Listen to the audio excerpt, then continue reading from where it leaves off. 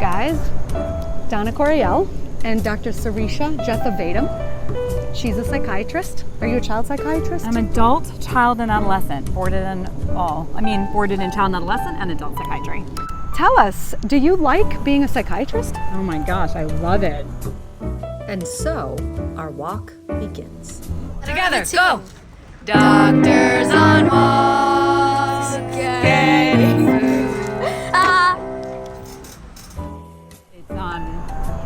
I really feel so privileged to do what I do every day. And I feel so privileged that people trust me to be their psychiatrist. Did you see?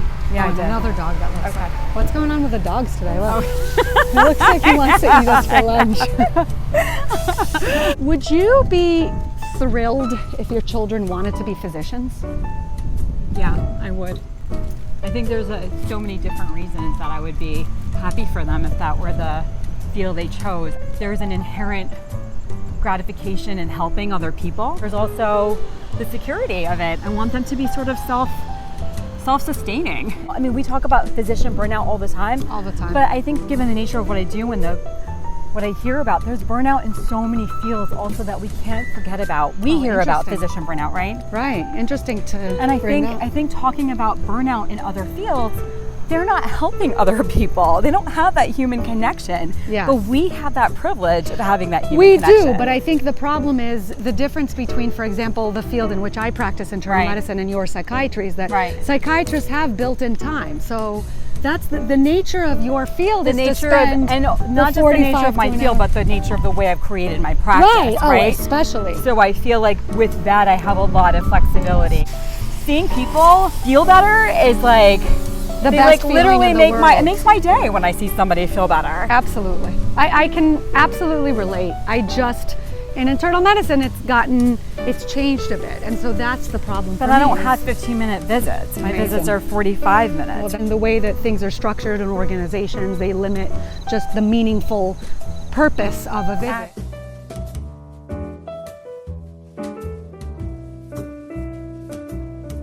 So, doctor's eating food, so it's just me eating. Doctor's eating food. Okay, I already that's had okay. breakfast. Oh, I can't, did you? I can't Okay. handle Are we being on? hungry. Oh, so what did you have for breakfast? Oh my God, it's 'Cause embarrassing. No, Do you know what? it's up to oh you. my gosh. But we want to know. Do you know what phantom bagels are? No. They're kind of like potentially gross, but really delicious. But Oh, basically, you need to have nuke one. it in the microwave for a couple minutes. It's frozen, and then there's cream cheese in the bagel, the bagel ball. Oh, it's a bagel ball, or Yeah, it's like a bagel with cream cheese inside. a ball of cream cheese. Yeah. Bantam bagel. Phantom bagel. Do I need to go out and buy this? Totally. They only come in like 6 in a package. And it's that yummy?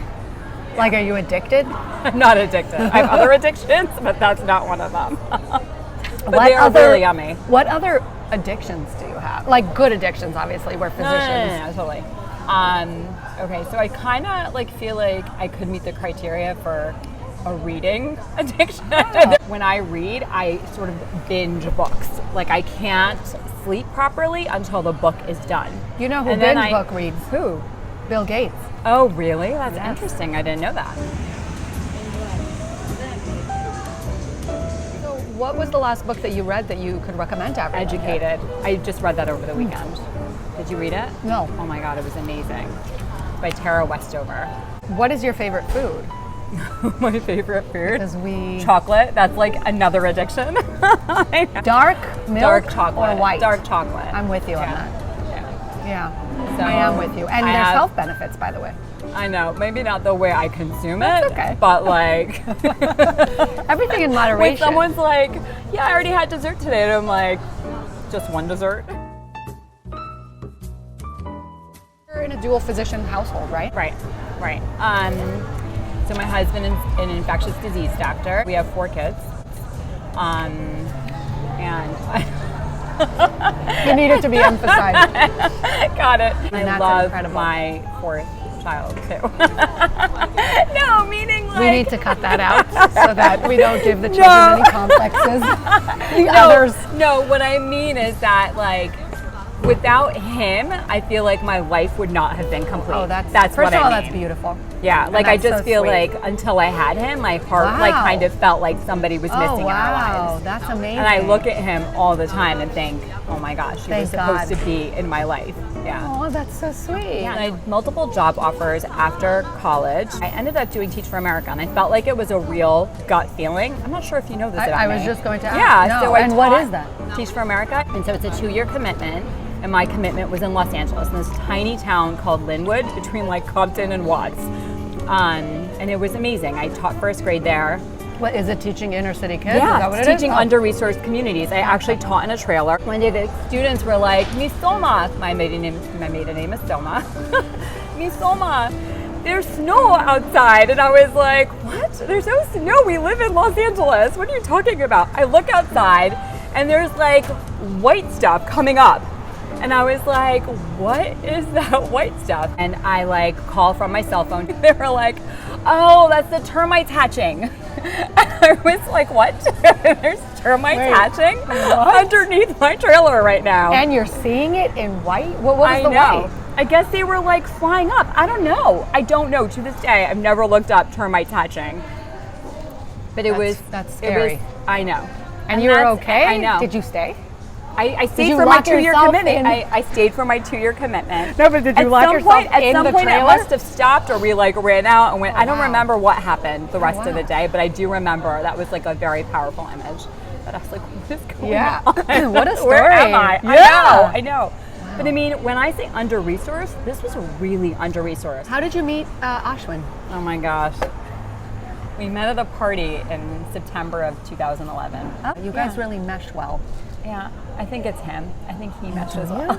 I think we both like try to respect each other a lot in terms of Nice. decision making. Should we talk about how random it was that we first met? Oh, sure, yeah. That was a very weird way of meeting. right? Do you remember How that? did, of course. Okay. How did we meet? Sarisha Jasavatam. So we were moving to Tenafly, and I saw a sign for a garage sale. And I'd only been to garage maybe sales? like one other garage sale in my adult life that I can't even recall. So maybe I didn't. Maybe that was my first garage sale in my adult life. And I was like, oh, we're moving. Let me see what this person in Tenafly has to offer and whether it could help me like figure out this home.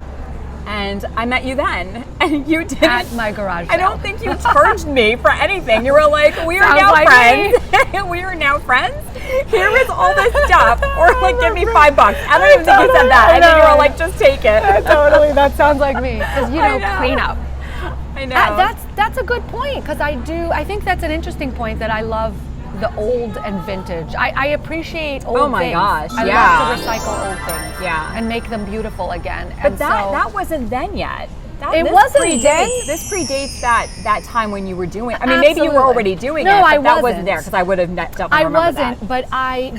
but I do appreciate in with the new and out with Yeah. the old. I don't like clutter, and so in life, because I'm also Yeah. now a vintage collector to some degree. When I You say are collector, definitely a vintage collector, right? I am yes. a vintage collector, but I like the eclectic style, and so Yeah. I do appreciate getting rid of things that you're not using. So I try to take inventory every once in a know, while. I remember- So that was the start, the garage sale, And that's how we first I met. feel like the online world has almost taken away the forgiveness of our society.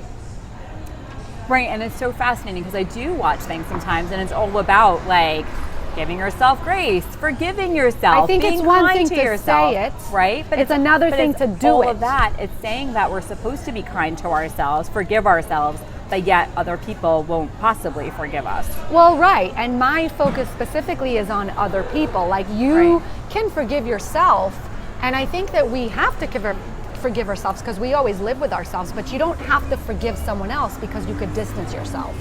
And I think Absolutely. that the online world is so quick to like punish people for what they do online, even if sometimes, by the way, online is just one dimension and we may not know the full story, and we're so quick to judge online. That's Well, what worries Also, me. I think you're only exactly. It is one dimension, It's and one it's a dimensional. facade. It's really It's a what facade. It's really what somebody decided to Right. portray. Exactly. Right. Well, they have decided to portray, but also even if, let's say, they didn't decide to make a mistake. I mean, no one decides to like make a mistake Absolutely, online, and that's my absolutely. problem. Is what if you do say something that is offensive to people online, and you didn't mean it, I feel like there's no grace there. Online is very the online world is extremely judgmental. Right. And unforgiving, I feel like. I mean, they'll say, let's forgive, but I hear you. and that for me is what's difficult online. And I think that's why, and I talk about this in every episode, but I fear for our young children in the online world. Because I don't think that they're emotionally and mentally prepared to take on. Well, I think a lot of the adults pressures. aren't emotionally and mentally Agreed. prepared to but take at on least the we're pressures adults. of it. She's a child psychiatrist, and so that's especially important to hear. What do you think of like the online pressures on our children? I think there's it's crazy like a whole pressures. different time in the world, even for us as parents, and of course for the kids. But I think what's the most, that's all they're seeing, and they're also very concrete at that age, right? Until you're much older and your brain develops a lot more. That's all what you see is what you actually believe. Wow. Right? Oh, so you think that they can't always, depending They on can't their age, always distinguish absolutely. between what's real and what but isn't? I think that Interesting. goes on. But I think that also goes on for a lot of individuals. Right. That you can't distinguish what's real versus what you're Absolutely. just well, on the seeing. internet, of Right. course. Right. Well, I always call it comparitis. Compare-itis.